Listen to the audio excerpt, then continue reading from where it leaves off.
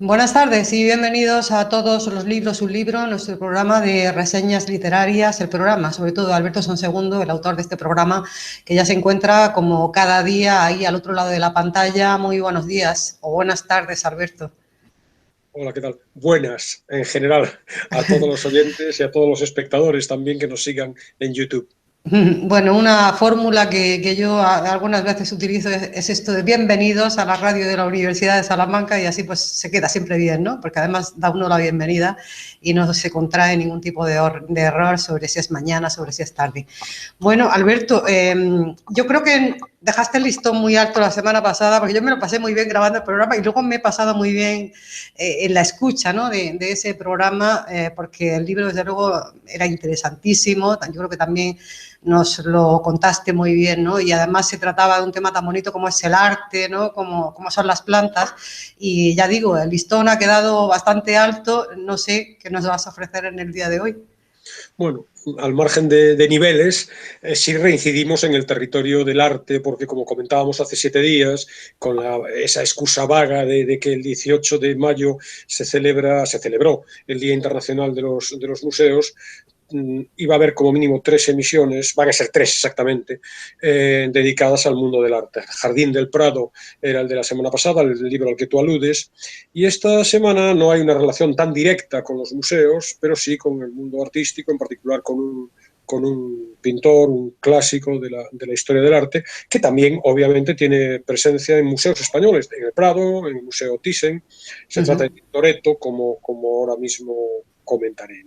Tintoretto, bueno, un viaje a Italia. Yo creo que era italiano, ¿no? Era Tintoretto. veneciano, y no solo italiano, sino veneciano, y el hecho de la presencia de Venecia es fundamental en el libro del que voy a hablar, en la vida de Tintoretto y en alguna otra referencia, porque hoy va a ser múltiple. La propuesta no incluye solamente un libro, sino que hay diferentes manifestaciones, como ahora contaré. Pero voy con el principal. El principal es La larga espera del ángel, que es una novela con una base biográfica del propio Tintoretto muy clara, muy documentada. Como siempre, ya me resulta casi cargante volver a hacer alusión a esta mezcla de géneros. Es una novela, es evidente que es una novela, pero claro, aquí hay mucho de historia del arte, mucho de documento, con fuentes muy bien manejadas, muy numerosas y muy bien manejadas. Es una novela de una escritora italiana, Melania G. Es de Gaia, creo, Mazzucco, que ya se presentó en España hace muchos años, muchos años, en el mundo de la literatura, de la edición, más exactamente. Un libro de hace 10 años es una antigualla, es de febrero de 2011, lo presentó la editorial Anagrama en traducción de Xavier González Rovira. Y esta es la primera de las referencias, tiene que ver como digo, con Tintoretto. Melania Mazzucco, a mí es una escritora que me gusta mucho, nació en Roma en el año 66, he leído bastantes, no todas, pero tiene como unas 10 novelas publicadas en España. Hay algunas que hoy ya son inencontrables, se publicaron el beso de la medusa y La habitación de Balthus, se publicaron en los años 90 del siglo pasado en 6 Barral, y yo creo que hoy son prácticamente inencontrables. Luego en Anagrama tiene la mayor parte de su obra, y de las bastantes singulares que tiene publicadas, Ella tan amada, Estoy contigo, Limbo. Me interesa también recomendar de paso Vita, que es un novelón, fue premio Strega, que es un premio italiano de literatura importante. Un novelón sobre 2 niños, en principio 2 niños, Vita, la que da nombre al libro, y Diamante, a los que conocemos en 1903 en Nueva York, y son emigrantes italianos de Caserta, de un pequeño pueblito cercano a Caserta, y nos cuenta prácticamente medio siglo de Italia y de Estados Unidos a partir de la emigración bueno, sabes, el sur de Italia en general, los italianos en general, a finales del 19 y principios del 20. Es una historia apasionante, de lectura también adictiva, con el adjetivo que muchas veces aplico a este tipo de libros que no se pueden abandonar, ¿no?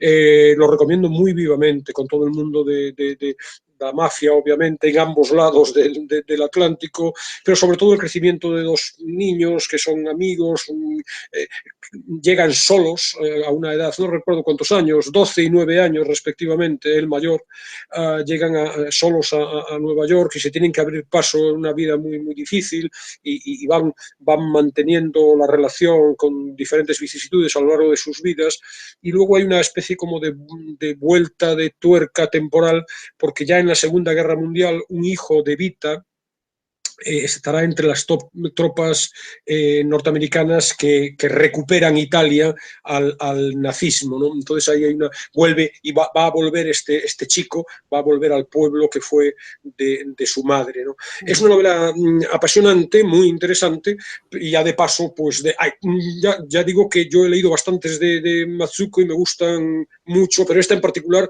me parece altamente recomendable, ¿no? ¿Por qué no nos hablas un poco de Melania Mazzucco, la autora, ¿no? Ella, como digo, es nació en el año 66, ya tiene 50 y tantos años. Su especialización... 56, creo, ¿no? 55, no, si nació en el 66, tiene... Sí, bueno, 55, 56. Su especialización universitaria es en cine. Y más allá de escribir novelas, al parecer su trayectoria cotidiana, profesional, se desenvuelve en ese ámbito. Algunas de sus novelas han sido llevadas al cine, y en particular, no esta novela que presento hoy, no la biografía novelada de Tintoretto, pero ella sí es la guionista y participa también e interviene, como luego comentaremos, en un documental de 2019 que yo también recomiendo en un mismo pack, que se llama Tintoretto, un ribello a Venecia o en Venecia, un rebelde en Venecia. No sé si está doblado al castellano, es posible que sí que haya una versión española. Hay una versión italiana, que es donde como yo la he podido ver, el documental. Hay una versión inglesa en donde la voz del narrador, la narradora en este caso, es de Helena Bonham Carter, la actriz. La película de la que luego hablaremos, el documental, que es excelente, es de Giuseppe Domingo Romano, y hay un guión, como digo, de la propia Melania Mazzucco, y además está su intervención, luego contaremos porque es un documental, intervienen diferentes expertos en la obra de Tintoretto, y aparece ella también con sus palabras, ¿no? Entonces ese es el mundo, un mundo de cultura, un mundo también no es de formación, que yo sepa, historiadora, pero Vita está basada en su propia biografía, en la vida de su familia, y por tanto hay de nuevo también todo este aparato riguroso, documental, preciso, con muchísimos datos extraídos de la realidad, y por supuesto en el libro que traigo hoy sobre Tintoretto. Porque ella ya es americana, quiero decir, esta mujer reside en Estados Unidos. No, es italiana, es italiana. Es italiana, creo que de Roma, no estoy seguro, podría comprobarlo ahora mismo, si efectivamente italiana de Roma. Y como he hablado de PAC y en el mismo precio vamos a presentar diferentes propuestas, quiero completarlo con algo que es inevitable. Para mí ha sido inevitable durante la lectura de la novela. Y, por cierto, yo la novela la leí en su momento, en 2011 o 2012, y he vuelto a leerla ahora, porque al hablar de Venecia y al hablar del siglo XVI, hay una etapa de la vida veneciana que tiene que ver con la peste, y yo la he vuelto a leer precisamente en los primeros días del confinamiento, porque hay mucha conexión, es muy interesante también esa vertiente, de la que luego, si es posible, hablaremos un rato, ¿no? Entonces, perdona, Alberto, Muerte en Venecia quizás también se sitúa en ese contexto, ¿no? Muerte en Venecia. Sí, bueno, porque Muerte en Venecia posterior. Es muy posterior, estamos moviéndonos en el siglo XVI, estamos hablando del Cinquecento italiano. La peste es de mediados del siglo XIX, la gran peste veneciana que acabó con un tercio de los 150.000 habitantes que tenía entonces la ciudad, ¿no? Pero como decía, leyendo el libro ahora, hace un año, como es la vida de Tintoretto y está plagado de referencias a cuadros, a obra suya, pues es inevitable esa consulta. Y esa consulta se puede hacer, obviamente, a través de Internet, pero dado que estamos en un programa de libros, quiero aprovechar para mostrar otro libro de una colección que a mí me gusta mucho. Yo tengo muchísimos libros de esta colección, es casi interminable, es inagotable. Es los clásicos del arte de Noguer Rizzoli. Originariamente se empezaron a publicar en Italia, en la editorial Rizzoli. En España, el esfuerzo de Noguer por adaptarlos a nuestro mercado, digamos. Son libros monográficos de pastas duras, monográficos cada uno de ellos sobre un pintor, un autor, pastas duras, ediciones, como ves, con ilustraciones muy brillantes en todos los sentidos, planos de detalle de los cuadros. Son ediciones hoy inencontrables. Yo tendré pues a lo mejor unos 50 libros de la colección, pero no sé cuántos son exactamente. El de Tintoretto es el número 36. Hoy se encuentran algunos desperdigados en librerías de viejo, en las ferias del libro antiguo y de ocasión. Yo siempre, bueno, me acerco a ver si queda todavía algún ejemplar perdido que yo no tenga de mi colección, ¿no?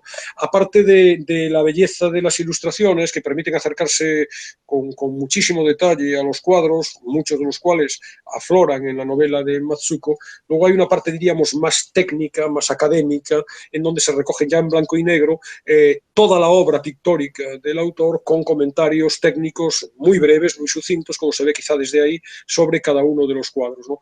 En la lectura de la novela, consultando los libros y los detalles a los que se aluden a través de este libro, pues bueno, enriquece como siempre la lectura, ¿no? Desde Y además, luego, y insisto, esos libros de arte siempre han sido los más bonitos del mercado, ¿no? Por esas páginas satinadas, esos detalles, ¿no? así es, y por eso también quería aprovechar la ocasión para, de paso, dar a conocer, para aquellos de nuestros oyentes que no estén al tanto, dar a conocer una colección que es muy estimable, muy valiosa. Como digo, yo llevo coleccionándola desde hace décadas, ¿no? Y bueno, puede ser interesante, está en las bibliotecas, por supuesto, de consulta siempre útil y muy placentera, además. Bueno, pero me comentabas que es una novela, con lo cual pues esto también tendrá su trama, su argumento, aunque decías que era ese género híbrido al que ya nos estamos acostumbrando. Yo creo que también porque el lector es mucho más exigente en este momento, y además de sentirse atraído por una trama novelesca, si además le aportan datos, ¿no?, de la realidad de lo que pasó, pues es doblemente meritorio, ¿no?, el trabajo del autor, y yo creo que quizás el lector lo está exigiendo, ese tipo de nueva literatura. Claro. Claro, y fíjate que, claro, de Tintoretto, de su vida y de su obra, se sabe mucho, hay muchas cosas objetivas. En el documental, Melania Matsuko se pasea por un archivo en donde rastrea pues, detalles, pues, por ejemplo, el número de muertos cada día con la peste, pero también escritos, concesiones de premios o de diferentes galardones al autor. Es decir, hay mucha documentación objetiva y prácticamente toda, por no decir toda, yo no conozco a fondo el asunto, pero la impresión que da Melania Matsuko es que lo ha manejado todo, y lo que pasa es que lo presenta con muchísima fluidez. No es un libro de historia, es una novela, y siendo mucha la información que hay sobre Tintoretto, imagino que no está todo, y por lo tanto, digamos, el discurrir de su pensamiento, los elementos más íntimos de su sensibilidad, pueden deducirse a partir de sus afirmaciones en algún texto, pueden deducirse a partir de lo que rezuma su obra, pero parte, obviamente, ha de ser inventado, es ficción, ¿no? ¿Hay una trama? Pues sí, hay una trama. Estamos, realmente bueno, por cierto, La larga espera del ángel, el título viene de un verso de Silvia Plath que aparece al final en el colofón de la obra, y es un extenso monólogo, está narrado en primera persona, extenso, tiene más de 500 páginas, con letra apretada, en donde, de los últimos días, en los que, bueno, es un monólogo en donde Tintoretto, en sus 15 últimos días de vida, hay 15 capítulos, uno por día, del 17 al 31 de mayo de 1594, y cada uno de los capítulos viene encabezado con primer día de fiebre, segundo día de fiebre, y así hasta el 14º día de fiebre, y en el lecho de muerte, Tintoretto repasa su vida, en una especie de diálogo, o monólogo, más exactamente, frente a Dios, frente a su Señor, donde hace una especie como de recapitulación de su vida. Un personaje muy rebelde, fíjate que el documental se llama Un rebelde en Venecia. Un personaje rebelde, está con el cuerpo cansado, con los huesos fatigados de la vejez, afligido por las muchas penalidades de su vida, pero a la vez irreductible en su identidad rebelde, en lo profundo de su alma, rebelde ante el mundo, rebelde también ante su Dios, y bueno, rememora toda su vida con constantes saltos en el tiempo, y haciendo una especie como de balance final de lo que ha sido su vida, en donde está, diríamos, una especie como de rendición de cuentas ante su Dios, en el que no cree demasiado o al que no ha cuidado demasiado, en donde hay pues todo, su trayectoria artística en ese repaso, está su vida, claro, sus amores, está su familia, los escasos, porque es un ser un poco agrio, de carácter se le llamaba por su obra, por el trazo de su pintura, pero también por su personalidad, il furioso. También, a pesar de ello, sus escasos momentos de felicidad, se disculpa, humilde ante sus errores, pero nunca del todo condescendiente, ¿no? Muestra sus contradicciones, su carácter muy, muy difícil, como digo, sus ambiciones, sus logros, su soledad última, su pasión artística, sobre todo, intensísima, que es la clave de su vida, luego hablaremos de ello, y el recuerdo de su sentimiento muy poderoso ante una de sus hijas, una hija ilegítima, tuvo 8 hijos legítimos y una ilegítima, Marieta, que es, digamos, la gran protagonista en la sombra, una sombra luminosa, si se me permite el oxímoron, la gran protagonista de la novela, también otra gran protagonista junto al propio Tintoretto, y que además es la espita por la que se va a colar el muy ostensible, pero nada panfletario, feminismo de la autora, una reivindicación de la mujer en el siglo XVI. Es muy interesante el personaje de Marieta, es muy interesante la lectura que hace Masuko. Luego hablaremos de algunos de los temas, de los subtemas a los que se abre la novela, ¿no? En definitiva, además, fíjate que Tintoretto nace, creo, en el 1518 y muere el 31 de mayo de 1594, es decir, dentro de nada se cumplirán pues 427 años de la muerte de Tintoretto. Y por tanto su discurrir vital corre en paralelo al discurrir del siglo XVI, desde principios del siglo hasta finales del XVI, ¿no? Es decir, de ese famoso Cinquecento italiano que, sobre todo en el terreno del arte, bueno, pues, forma parte ya de la historia de lo más destacado de la historia de la humanidad. Por tanto, ese recorrido sobre las diferentes facetas de la vida de Tintoretto es también un recorrido histórico sobre un mundo muy particular, sobre una ciudad en particular también, más en particular todavía de ese mundo, que es Venecia, que es una ciudad siempre fascinante, pero en esa época todavía mucho más. Entonces, que sería un foco de atracción, era un foco de atracción realmente para los artistas de otros lugares. Los españoles iban a Venecia no, a Italia en general, para formarse como pintores, ¿no? Era un gran foco de atracción, un gran foco cultural. Y no solo eso, claro, un foco de comercio, un foco de una mezcla de culturas, hay también un análisis interesante acerca de esto que hoy podríamos llamar multiculturalidad de la ciudad y del propio Tintoretto, que entonces quizá con un término menos cargado de presente podríamos llamar el cosmopolitismo de la ciudad y del propio Tintoretto, que está muy presente en la obra. Luego hablaremos quizás, si hay tiempo de ello, ¿no? De la presencia de árabes, de africanos, de judíos, es decir, su obra refleja ese carácter heterogéneo de la ciudad de Venecia. Luego hablaremos de ello con más detalle, ¿no? Entonces, como digo, un libro muy interesante, primero porque la propia novela es apasionante, esto lo hemos hablado también otras veces, casi todas las vidas de casi cualquier persona encierra una novela.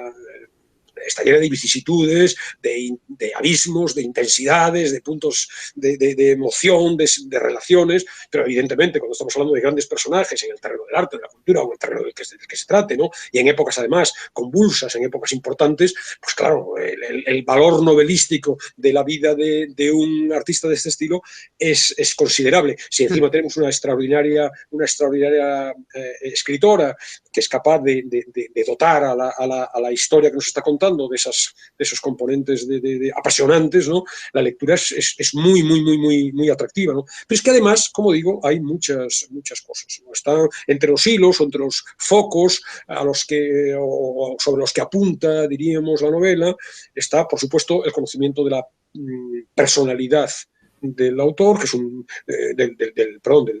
del pintor, alguien, como digo, de carácter muy agrio, muy intemperante, muy propenso a los arrebatos de ira, de trato muy difícil, pero a la vez también muy tierno, muy sensible, sobre todo con su hija favorita, Marieta, dentro de este análisis, de esta construcción, de este perfilado fantástico del personaje, está también la vejez, porque, claro, lo vemos ya en declinante, ¿no? Pero su difícil aceptación de la vejez y de la muerte, porque es alguien lleno de energía, muy vigoroso en su obra y también en su vida, están sus ideas, sus valores, sobre todo su reflexión acerca del arte, del papel que tiene el arte en su vida. Por tanto, ese dibujo de la personalidad del autor es muy, muy interesante. Luego está la evocación de la infancia.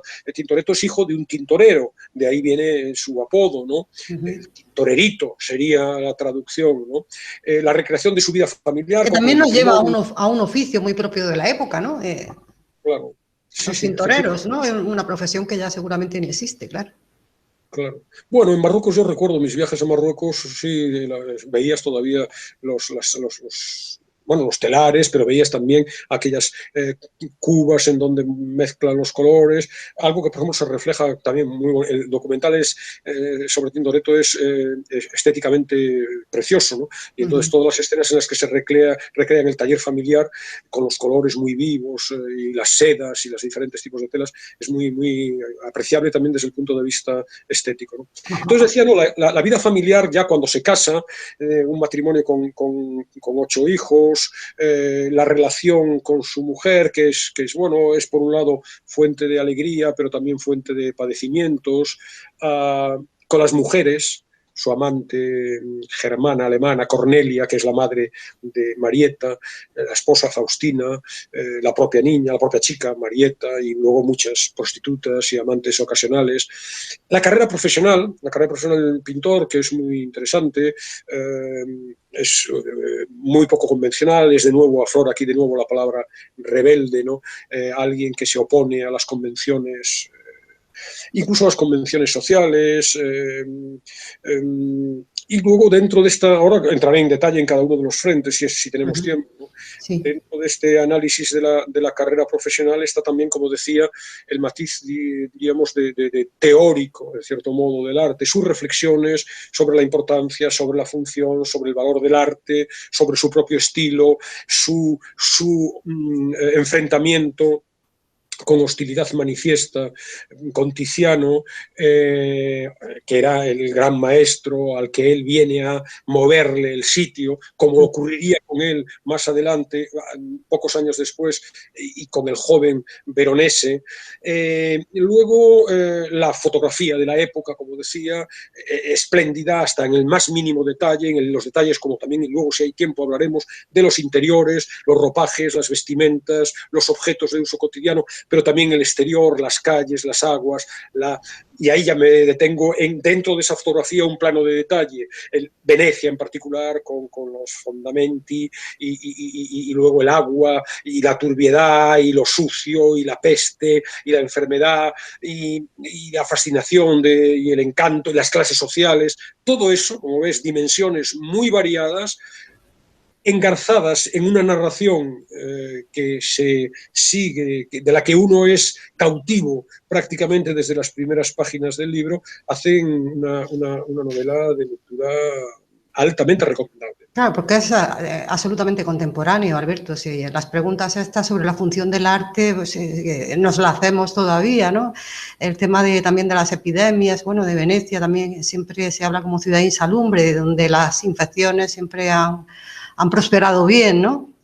Claro. Yo creo que son temas eternos. Y luego la diferencia, claro, entre una gran literatura y un libro que te entretiene es que la gran literatura, además de entretenerte, pues plantea, como dices, las cuestiones que, más allá de la peripecia concreta de una epidemia, de una ciudad, las grandes cuestiones que nos afectan a todos, por eso son clásicos, ¿no? Los clásicos lo son, la buena literatura lo es porque se puede seguir leyendo 10, 20, 50 o 500 años después y sigue hablando de lo que hay que hablar, que es del ser humano, de nuestras pasiones, de nuestros sueños, de nuestras ilusiones, del paso de la vida, de lo que la vida hace con nosotros, de lo que nosotros somos capaces de hacer con la vida, y en ese sentido, claro, es un libro, más allá de que luego algunos de los detalles, como cuentas, la epidemia concreto, la cuestión del arte, tengan plena vigencia, ¿no? Pero las grandes cuestiones, diríamos, existenciales, que están muy presentes a través de la figura de un personaje muy particular, es muy interesante. Sí, me comentabas que, bueno, porque lo vas dejando para luego y luego si hay tiempo, pero vamos a entrar en esos focos, en los diversos focos de interés que tú resaltarías en esta novela voluminosa. Hemos visto que es bastante voluminosa, ya lo has dicho, creo que más de 500 páginas. Vamos a entrar en esos focos de atención principal. Sí, la idea de la personalidad, por ejemplo, de Tintoretto es muy sugestiva, ¿no? Es alguien despreocupado, como decía, de las convenciones sociales, es indiferente absolutamente al juicio ajeno, se mete en todos los fregados, no rehúye los conflictos. Hay una frase del libro que dice: yo necesito el ruido, el movimiento, el conflicto y la batalla, ¿no? Alguien anclado en Venecia, no sale de ahí, hay algunas fuga, alguna salida esporádica. Mi pasión ha sido Venecia, mi vida y mi nombre, absolutamente ajeno a los estímulos triviales del dinero, mientras la mayor parte de los artistas de la época se mueven precisamente en busca del medro y de lo económico. Él no le interesa demasiado nada el dinero, sí le interesa el reconocimiento, sí le interesa la fama, le cuesta mucho llegar a esa fama, él lucha constantemente por ser reconocido, lo tortura realmente, lo angustia, es uno de los grandes problemas, digamos, existenciales de su vida, pero no está dispuesto a hacer demasiadas concesiones para conseguir pues, que sea aceptado por las fraternidades, que era la forma de entrar, no digo nada, por las monarquías. Tiziano era el pintor de los reyes, Veronese iba a ser el pintor de la aristocracia. Tintoretto pretende ser reconocido por la ciudadanía, y eso se hacía a través de las confraternidades, que son las que luego van a financiar determinadas iglesias y la obra que nutra, que decore esas iglesias, ¿no? Entonces, eso sí que le importaba el reconocimiento durante muchos años, lo tuvo tardío, con 40 y tantos años. Él pintó desde muy joven, pero incluso en ese sentido era anticonvencional. Por ejemplo, Tom Holland, que es uno de los profesores que aparece en el documental, lo califica de pirata, porque sus prácticas estaba dispuesto de joven, para hacerse un nombre, salía a la calle y hacía retratos a la gente y los regalaba. Era capaz a las diferentes instituciones a las que les ofrecía sus cuadros, trabajar gratis. Y esto, claro, con terminología de hoy, destrozaba el mercado, pero es que además generaba la animadversión, claro, de todos sus competidores, porque decía que estaba rebajando las pretensiones, hasta que al final sus méritos fueron reconocidos. Alguien, obseso, diríamos, de la independencia y de la libertad. Y un personaje muy contradictorio, realista, pero a la vez soñador, muy vanidoso, pero a la vez genial, muy confuso, muy imaginativo, muy prolífico. El furioso viene también por ese ansia, el apelativo, el ansia, el pintar muy rápido, con pincelada, y los expertos analizan en el documental, que es una maravilla, analizan el trazo del pincel en cada una de sus obras, ¿no? Alguien muy desaliñado, poco dado a las vanidades del mundo, negligente, descuidado, pero a la vez también muy trabajador, con una producción. En un momento del libro, yo luego leí, parece que son menos, pero en un momento del libro Matsuko le hace decir que ha pintado 650 cuadros, creo, una producción desmesurada, ¿no? Y luego alguien en el que vemos la pasión, el entusiasmo, movido por un amor ilimitado a la vida, ¿no? O por la vida, ¿no?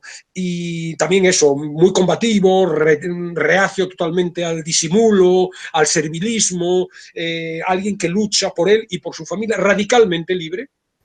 Él dice, el personaje de Matsuko dice, creo que no poseo nada que pueda serme arrebatado. No tengo ni riquezas ni cuentas acumuladas en algún banco. No tengo cargos públicos. El honor que he conquistado, solo yo puedo perderlo. He vivido a mi manera. Fíjate que si hablamos en pasado, estamos en los 15 últimos días de su vida. Mi norma es el exceso.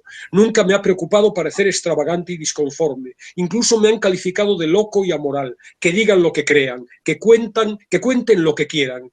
Si he sido una persona respetable es únicamente por lo que he pintado, no por la forma en la que he vivido. Y aquí está otra idea clave, la obra, el arte, la entrega, la devoción absoluta al arte, ¿no?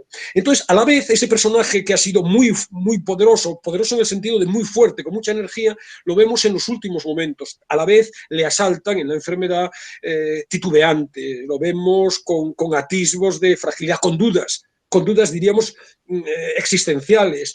Me he equivocado, ¿para qué ha servido mi vida? Muy consciente de sus contradicciones, de su vanidad, muy vanidoso, su vanidad estéril. En ese momento dicen, todos me veneran ya, pero a mí, ¿de qué me sirve todo esto? Yo sé cuáles son mis carencias, ¿no? Bueno, pero como buen artista, Alberto, quien no tiene vanidad no es artista. Claro, quizás sí, ¿no? En cualquier caso, humano en este momento, lo vemos en ese momento en donde repasamos la vida entera, pero a la vez es frágil, ¿no? Él dice, cansado de vivir, cansado de todo, y con temor de la derrota, de la soledad final, de la muerte, y sobre todo, porque todo, como decía, es una especie de apelación a su Señor, a su Dios, con miedo del juicio divino, el final juicio divino, ¿no? De verdad que esta construcción, esta fotografía del personaje es muy rica, porque el personaje parece que lo era, pero está muy bien contado y por tanto es uno de los, a mi juicio, de los grandes logros del libro. Luego está esta que otra nos ubica dimensión. también perfectamente en una determinada sociedad y en una determinada época, ¿no? Es sociedad Sí. pues, católica, ¿no? Como es Italia, ¿no? Sí. Y en ese momento en que también la fama, el posicionamiento social también viene pues de la obra, ¿no? Y delimitándolo un poco lo que es nuestra vida privada y lo que es lo que realizamos para deleite del mundo, ¿no? Lo que serían los dos planos en la vida de la persona. Así es, ¿no? Entonces, y sobre todo también el caso de Venecia y tal, en general es un momento de cambio, ¿no? Que también quizá luego tengamos tiempo de comentar con respecto a la pintura también, ¿no? Que esa otra dimensión, ¿no? Todo esto que he contado de la trayectoria artística está muy presente, la hostilidad con Tiziano. Tiziano lo odiaba realmente, ¿no? Mientras que con Veronese hay una rivalidad artística, pero no hay esta hostilidad, ¿no? Se nos cuentan pues, cosas curiosas, ¿no? Sobre todo en el documental vemos algunas cuestiones de esa relación, teniendo en cuenta que Veronese tenía más éxito en algún momento que él, Tiziano rebajaba las pretensiones y ahí el apelativo de pirata se ofrecía a las diferentes instituciones para que le aceptaran sus cuadros, estando dispuesto a pintar como pintaba Veronese, con el estilo de Veronese, ¿no?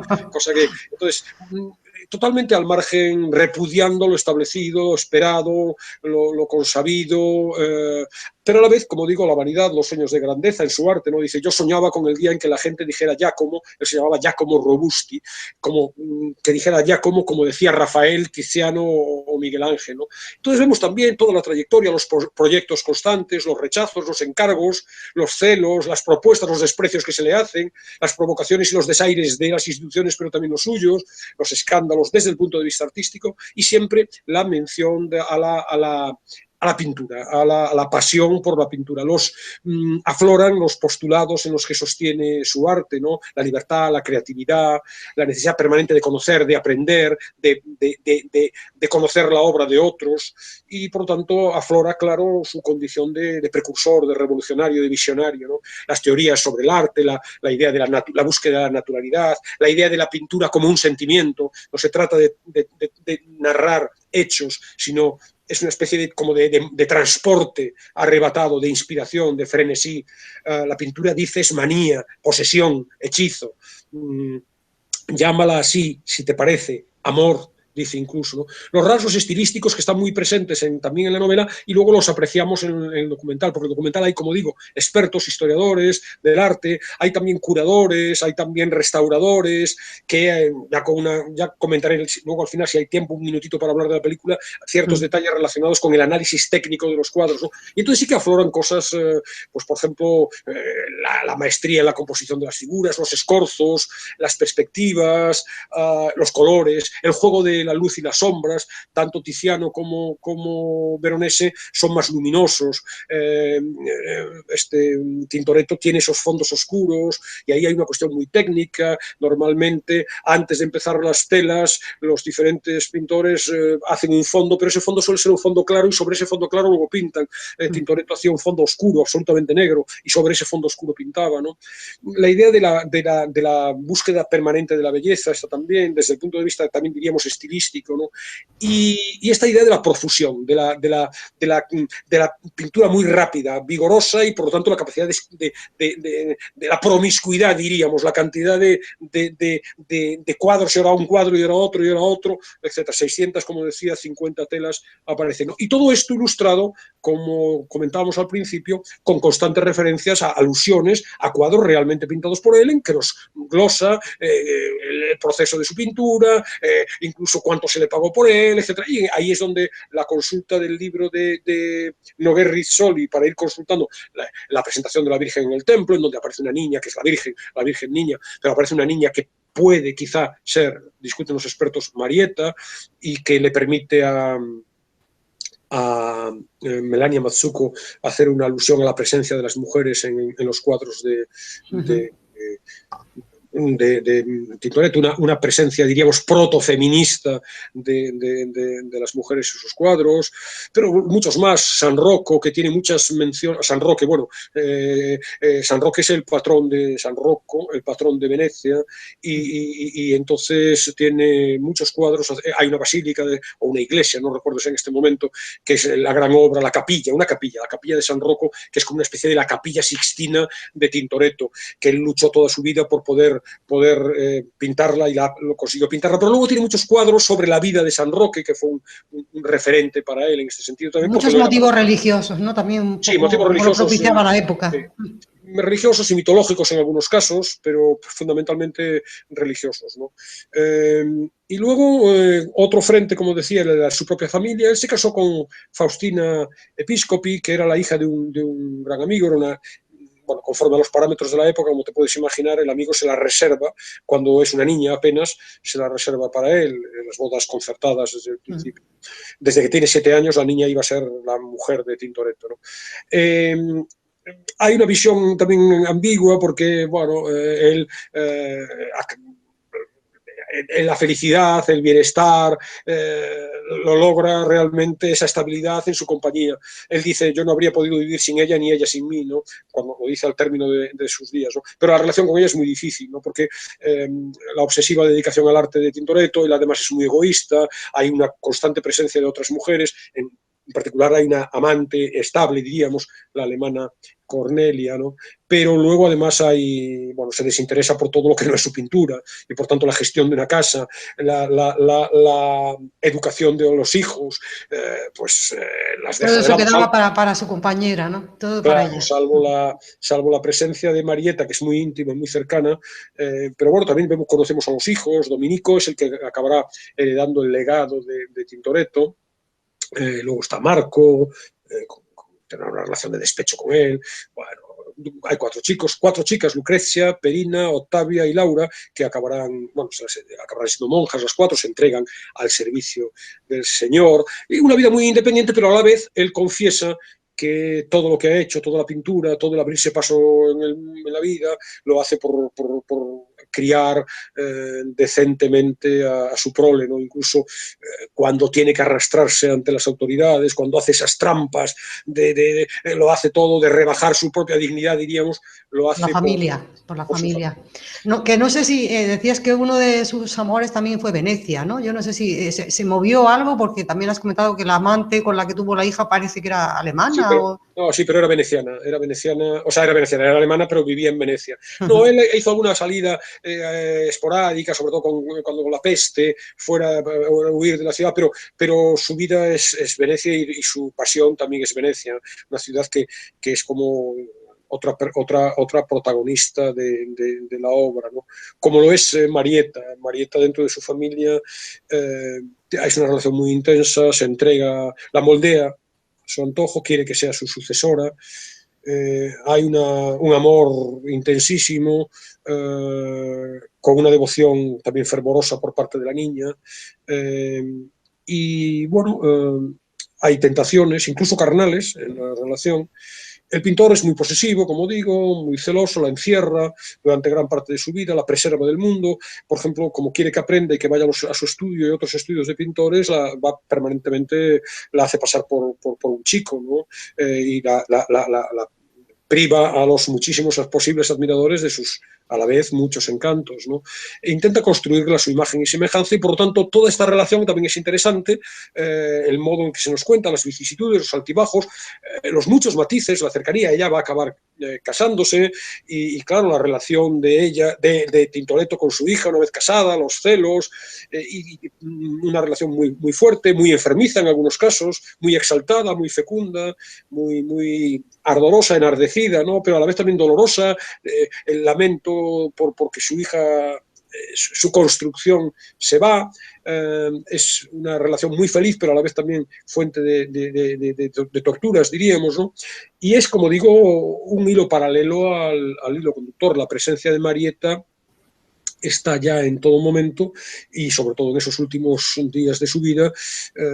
Él habla claro, que lo único que queda como valioso de su vida es su arte y el amor por una Marietta que ya había muerto. Marietta murió 4 años antes que él, ¿no? De manera que, bueno, todo ese hilo de la relación con la hija es otro de los frentes que a la vez abre otra posibilidad de digresión, que es toda esta lectura feminista de las mujeres, ¿no? Entonces, a través de Marietta vemos el análisis, que es de Mazzucco, obviamente no es de Tintoretto, acerca de la posición de subordinación de la mujer en la época.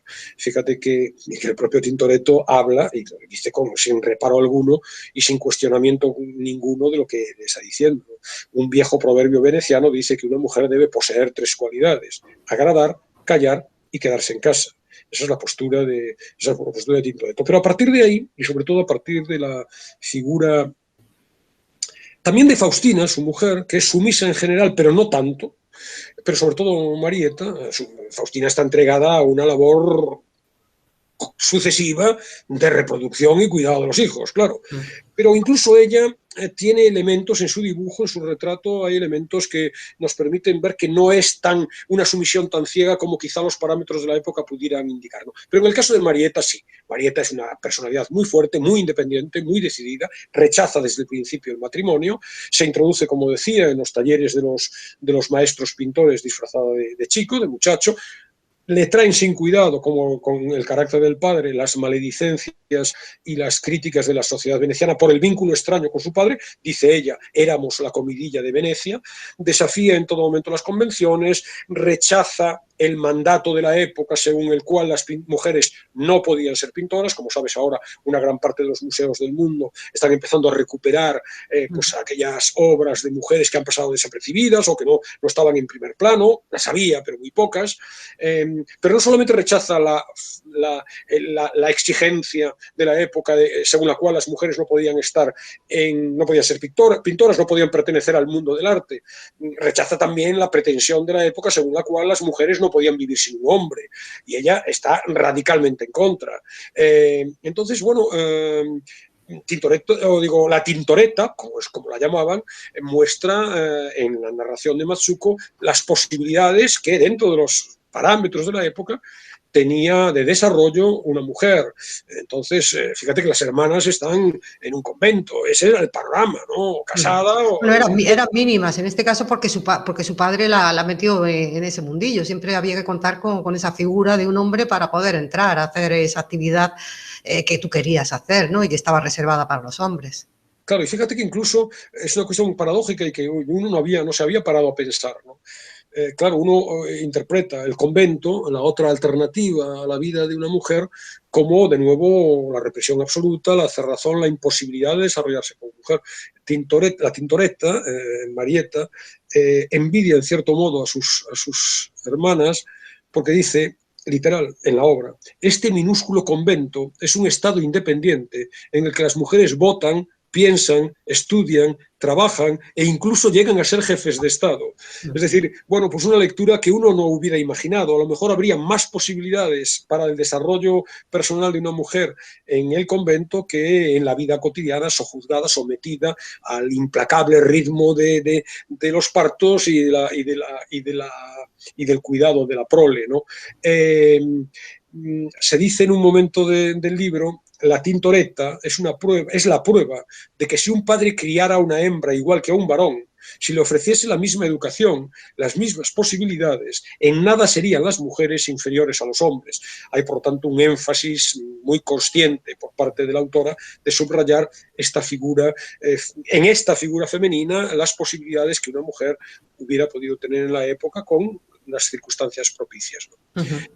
No quiero dejar de comentar tampoco lo que ya he anticipado acerca de la ambientación de la novela en pequeños detalles. Uno respira cualquier pequeña anécdota que se nos narra. Faustina se daba aire con el abanico y charloteaba vivazmente sobre la nueva sustancia para depilarse que le han vendido unas comadres, a base de cal viva, goma arábica y huevos de hormiga, que deja las piernas, las axilas y el bigote lisos como un diente de ajo recién pelado. Fíjate que un pequeño detalle menor al paso, que no viene a cuento, sin embargo, nos permite conocer aspectos de la vida cotidiana de la época en donde se revela evidentemente la tarea de documentación poderosísima, intensísima, muy profunda, muy detallada de la autora, y a la vez contribuye a que mientras vamos leyendo, todo lo que leemos, la historia que vamos leyendo, el adentrarnos en la personalidad del pintor, lo hacemos con verosimilitud, de una manera muy convincente, porque nos recrea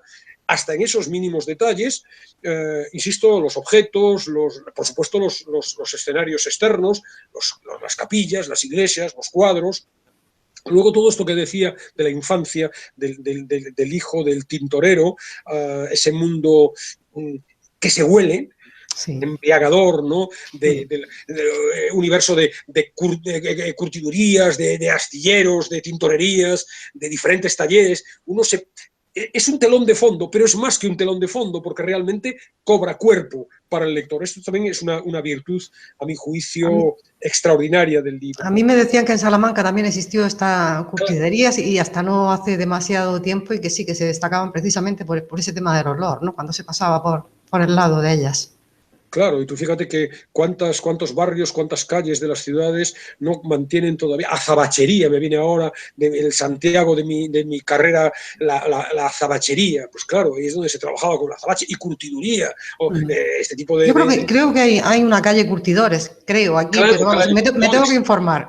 Claro, no, la hay, calle Bordadores, me parece que es la Ribera de Curtidores en Madrid, ¿no? Es decir, evidentemente, nombres de calles que mantienen la referencia del origen. Bueno, pues todo esto está contado, no solamente a través de los nombres, sino también incluso hasta diría el sabor y el olor, ¿no? Y en particular, como decía, no solo la época de Italia, el mundo, en el siglo XVI, sino en particular Venecia. Esta Venecia próspera y a la vez decadente, corrupta y muy rica, esa Venecia cosmopolita. No me resisto a leer otro párrafo, porque en Venecia, se dice en el libro, se ven turcos y circasianos, alemanes, flamencos e ingleses, daneses, españoles y lusitanos, armenios y albaneses, eslavos, croatas, bosnios, morlacos y tártaros, griegos, polacos, húngaros, persas, bereberes, indios, moros, negros africanos y hasta chinos, ¿no? Entonces, esta ciudad sin raíces, literalmente, es una ciudad de acogida, sin raíces, no hay raíces, está en el agua, ¿no? Una ciudad peligrosa, secreta, un laberinto, esta noción de Venecia como laberinto está presente, una Venecia contaminada, flotando en las aguas, una Venecia no solo cosmopolita en cuanto que gente que llega de diferentes sitios, sino heterogénea, coinciden los nobles y los barqueros, los especieros y los mozos, las monjas y las meretrices, esta idea metafórica, pero no solo metafórica, sino también real, de la contaminación, de la mezcla de gentes, de países. Entonces, una mezcla hundida, una mezcla entre una ciudad hundida en un cierto estatismo, en una Europa, en un mundo que están cambiando de manera vertiginosa. Y ese momento de cambio es también, lo describe con maestría, las fiestas populares, la presencia del arte por todas partes. el comercio muy pujante, la profusión de mercancías, los funcionarios y sus prácticas especuladoras, toda la urdimbre de las tramas políticas, el juego de los diplomáticos, de los administradores, gentes que vienen de diferentes países, las guerras, las consecuencias de las guerras, la carestía, las crisis económicas, las desigualdades sociales, todo eso, la peste, con el emblema de la peste, esa epidemia, como decía, decía que era medio siglo, es un poco más allá, 1575, eso es memorable. Y la lectura, yo no me voy a dar tiempo hoy y lo yo que sí me voy a anotar, tú te anotas ese deber para otro momento, pero yo también me voy a anotar otro deber porque me has dejado ya aquí con la duda, Aimar. Yo sí sabía que donde se ambienta esa muerte en Venecia de Thomas Mann, sé que es después, pero me tengo que informar exactamente de cómo fue esa peste, porque seguramente también se basa en una epidemia real. Sí, Muerte en Venecia sí tiene una base real, está ambientada... me vas a sacar de dudas. Thomas, bueno, por cierto, Muerte en Venecia, en la etapa de todos los libros un libro, en donde no se emitíamos un diálogo, etcétera, hay una reseña en el blog sobre ese libro, ¿no? Muerte en Venecia. El protagonista sí llega a Venecia, queda fascinado por Tazio, ese niño adolescente bellísimo, sí. Es un músico en la novela de Thomas Mann, luego está la película de Luchino Visconti, esencial, y efectivamente muere de la peste el protagonista en las playas del Lido, en Venecia. En el caso de Muerte en Venecia, con absoluta certeza, es cólera. Y estamos hablando de pues, prácticamente 350 años después que la historia de Tintoretto, ¿no? No sé exactamente, se habla de la peste, la epidemia de peste, en la novela de Matsuko, no sé exactamente cuál es el causante, ¿no? Pero efectivamente, las aguas estancadas, el tráfico constante de gente que viene y que va, la promiscuidad en las relaciones, etcétera, es el caldo de cultivo perfecto para este tipo de epidemias, ¿no? El documental del que ahora hablaré tiene también hace un pequeño recorrido, además a vuelo de pájaro, con la cámara en un helicóptero, o en un dron, probablemente en un helicóptero, por los diferentes, las isletas en donde se tenía a la gente en cuarentena antes de permitirles entrar en la ciudad cuando llegaban de las diferentes embarcaciones, ¿no? Bueno, esto es totalmente recomendable, Alberto, porque sí, somos mucho más sensibles a este tema que lo hemos sido nunca, así que esto es recomendable. Qué claro. maravilla de novela y qué maravilla el documental, que creo, sí. Ahora nos hablas de él, si te parece. Sí, fíjate, no, quería decir solamente a propósito de la epidemia o de la pandemia que no tengo tiempo ahora, pero sí voy a dejar en la reseña un fragmento del libro que describe la Venecia asolada por la peste. Y estoy convencido de que nuestros lectores, de nuestros oyentes, como me pasó a mí al leer la novela, van a encontrar un paralelismo, a pesar de que hayan pasado 400 y pico años, desde 1575 hasta hoy, pues va a encontrar un paralelismo con lo que hemos vivido, ¿no? Salvando las distancias, obviamente, ¿no? Y luego, bueno, pues sí, cerramos, si te parece, con la película. Sí. Tintoretto, un rebelde en Venecia. Como digo, yo solamente la he podido ver en italiano. Hay una versión en ese caso la voz la voz en off, la voz que nos narra la historia es de Stefano Accorsi, que es un actor italiano que yo no conocía, pero en la versión inglesa veo que se anuncia con la de Helena Bonham Carter. Se sigue un hilo biográfico tenue. Es una película de hora y media de duración y siguiendo ese hilo se intercala, ese hilo lo mantiene la voz narradora, la voz en off, y se van intercalando declaraciones a cámara de diferentes profesores, directores de museos, historiadores de arte, Kate Bryan, Tom Nichols, al que me refería antes, Matteo Cassini, un cineasta que tú seguro que conoces y algunos de nuestros oyentes también, Peter Greenaway, un cineasta muy, muy pictórico en sus películas, y también la propia Melania Matsuko, que habla desde diferentes escenarios, fundamentalmente archivos de la ciudad. Y luego también hay, en esas intervenciones que se intercalan en la narración, hay también la presencia de restauradores, como decía, de expertos, con sus batas blancas de trabajo y con sus artilugios, y entonces vemos, pues se nos informa acerca ya de con análisis, con radiografías que nos permiten identificar pues en un cuadro el boceto, pero el diseño previo y luego las diferentes capas, los diferentes procesos. Y de nuevo, como siempre, fíjate que esto es una cosa que, sobre todo la semana que viene, voy a comentarlo con más detalle, ¿no? Pero es algo que yo en otros ámbitos comento, ¿no? Pasamos por delante de la fachada de la universidad y en condiciones normales decimos qué bonita, ¿no? Pero claro, el leer, el aprender, el placer del conocimiento en definitiva, ¿no? El que tú leas un libro, consultes los cuadros, haya expertos que te ilustren. Si la fachada de la universidad nos la cuenta alguien que sabe historia y que sabe, y nos cuenta si los reyes católicos y nos cuenta qué significa este medallón, y más allá de la anécdota trivial y falsa de la rana encima de la calavera, se nos cuenta la historia de la rana y que si la rana son los reptiles o los anfibios y eso significa el mal y el pecado, y enriquece la lectura y enriquece la interpretación y por lo tanto uno aprende y goza, disfruta, ¿no? Entonces el documental en este sentido es magnífico porque, bueno, entramos en detalles no solo técnicos, sino también de otra índole, pero que nos permiten apreciar infinidad de aspectos que nos hubieran pasado. Tú coges el libro que acabo de mostrar, ves las estampas y dices, qué bonito, qué bueno, qué bien, cómo reproduce la realidad, qué colores, a lo mejor aprecias el escorzo si tienes un poco más de conocimiento, pero necesitas un guía, y ese guía nos lo da, en un cierto sentido, Melania Mazzucco, son los expertos en el documental. Entonces, yo creo, perdón Alberto, esto sí. ya lo hemos comentado muchas veces en este programa, el amor por el conocimiento. Yo creo que en estos programas, si tuviéramos luego que sintetizarlos en una epígrafe, sería el amor por el conocimiento, que yo creo que se denotan, yo creo que casi en cada programa que grabamos, ¿no? El amor por el conocimiento, que en el caso de ver una obra de arte, pues es doble placer, ¿no? Y en otros temas el conocimiento también nos supone otro placer añadido, ¿no? Siempre es así. No es este conocimiento de la erudición vana que se arroja a la cara de alguien, ¿no? Dice, yo sé y tú no sabes, ¿no? No es esto, ¿no? Es que es placer auténtico, ¿no? Sí. Y fíjate que un terreno en el que hemos hablado aquí otras veces, también el cine, ¿no?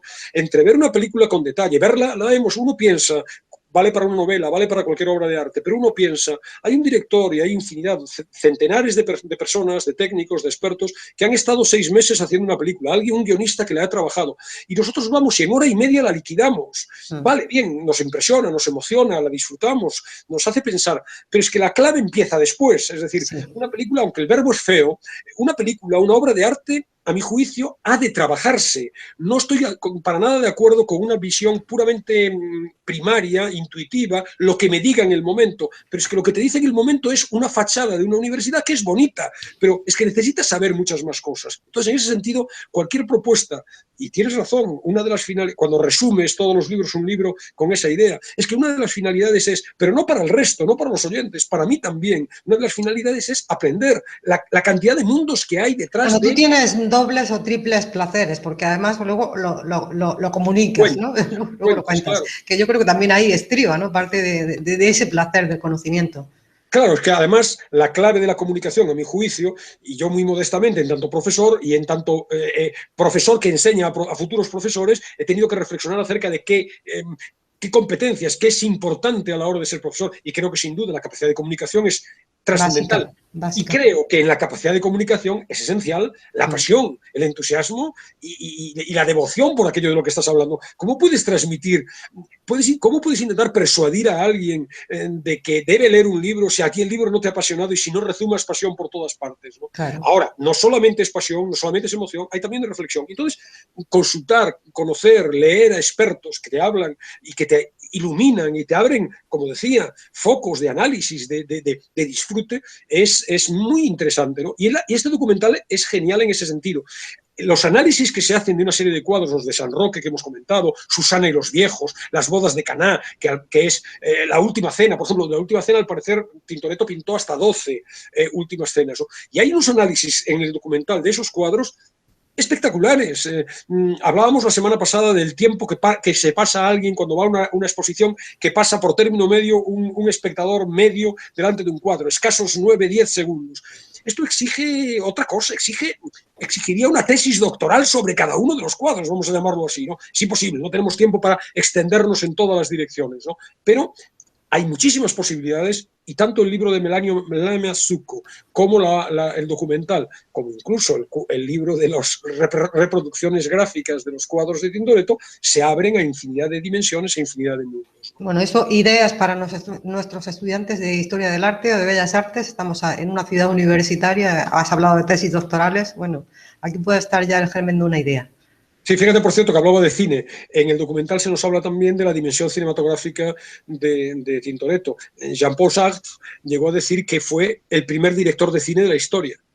Porque y en el documental se nos analizan, por ejemplo, el tratamiento de la profundidad de campo, el cinemascope, la división de la pantalla en partes en algún cuadro, la imagen congelada. Hay una escena, no recuerdo ahora exactamente cuál es la obra, pero en donde no recuerdo qué mito se ilustra, no lo recuerdo en este momento, pero la víctima de una violación por un dios, Tintoretto la pinta cuando el collar de perlas que tiene acaba, para transmitir esta sensación de violencia ejercida sobre ella, en un instante vemos como las perlas detiene la acción en el instante en el que las perlas del collar se están cayendo todavía, ¿no? Los muebles están por el suelo, los ropajes desgarrados, para transmitir esta sensación, no recuerdo ahora el De mito. movimiento, ¿No? Eso es lo que La tiene idea el de la cine. imagen congelada, el enfoque, por ejemplo, algunos de los expertos que hablan en el documental remiten a Orson Welles.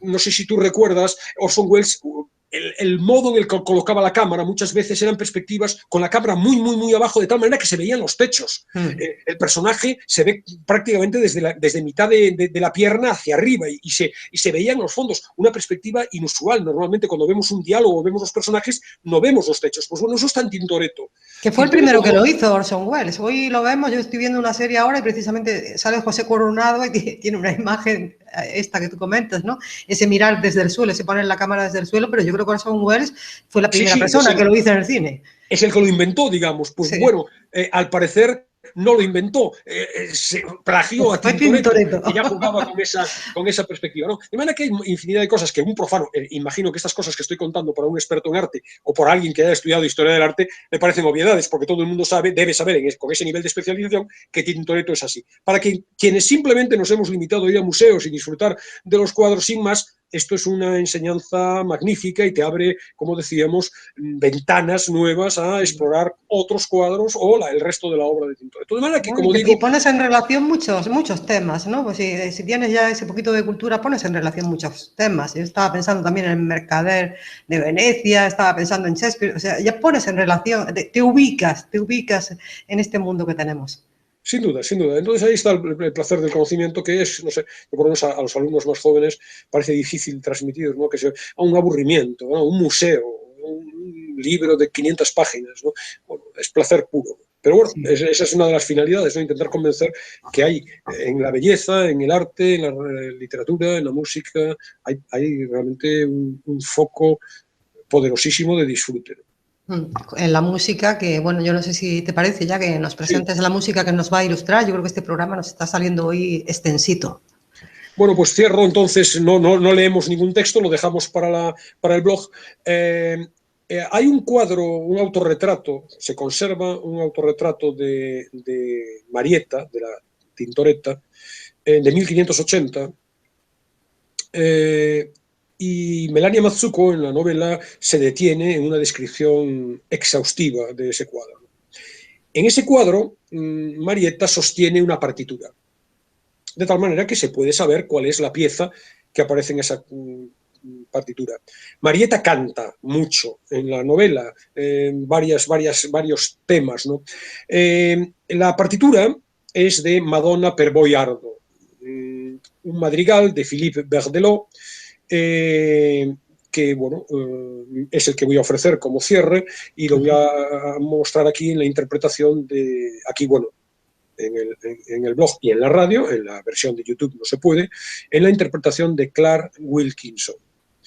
Y bueno, y parece no sé si el fragmento que habías elegido, Alberto, era precisamente esa descripción que hace del físico de Marietta. No era esa. No, tengo es que varios... podemos tener un minuto, yo no me resigno a que no tengamos por lo menos un minuto o medio minuto de la obra, que hemos estado comentando, que nos has estado comentando todo este tiempo. Sí, el problema es que yo tenía pensados dos fragmentos que pasaré al blog, y los dos son muy largos. Uno es el que anticipaba hace un rato, que es la descripción de la Venecia de la peste, para que se vean los paralelismos con la actual. Y el otro, que es muy interesante también, pero no me va a dar tiempo. Entonces leeré, si quieres, muy poquito, aunque no se caza el sentido global de lo que se quiere transmitir, es muy difícil, ¿no? Solamente en este parrafito que voy a leer. Pero es sobre Marieta, precisamente, sobre la fascinación que suscita en un Tintoretto padre la figura de su Marieta. Venga, pues adelante, vamos con ello. Marieta me conquistó poco a poco, como todas las mujeres que quieren durar en la vida de un hombre. Todavía no había aprendido a caminar y ya venía a buscarme, gateando adelante y atrás por los suelos. Porque algunas mañanas, cuando dejaba el lecho de mi amante, y la niña, para impedir que me marchara, me agarraba por el tobillo, se dejaba arrastrar hasta la puerta, yo no conseguía separarme de ella y me la llevaba conmigo. Era tan pequeña, tan conmovedora con su camisola blanca, y yo estaba tan orgulloso de que fuera mía, que me parecía un delito no verla durante tantas horas. Hasta un solo día es una eternidad en la vida de un niño. Me tiraba de los calzones, me hacía muecas, me sonreía parpadeando, encantada. Es desconcertante descubrir cuán seductora puede ser una niña que todavía no sabe hablar, que ni siquiera conoce su nombre y ya sabe ganarse la atención de un hombre. Aquella pequeña criatura, maliciosa e inocente, me divertía inmensamente. Con ella todo era nuevo, sorprendente, irrepetible. Yo mismo me convertía en alguien nuevo. Descubría en mí dotes nunca antes sospechadas.